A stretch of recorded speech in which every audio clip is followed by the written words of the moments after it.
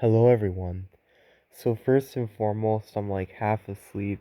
It's past 11 at night, but I wanted to show you something very important. I think you can see that, right?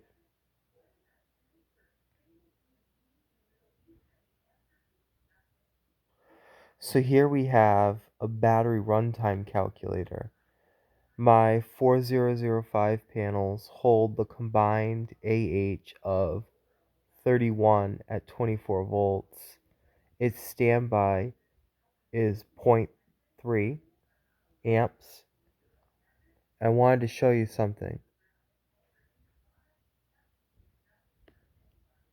That's how long it will run in battery backup.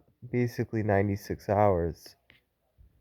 But this is the reason why I'm making this video. To all of you who say, what difference does it make? I'll show you what difference it makes. Right now we have it set to gamma, absorbent glass mat. 93 hours. Let's try a regular battery. Regular lead acid. Runtime 73 hours.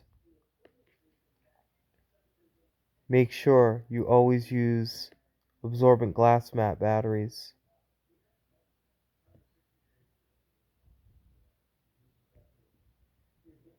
It is that shocking.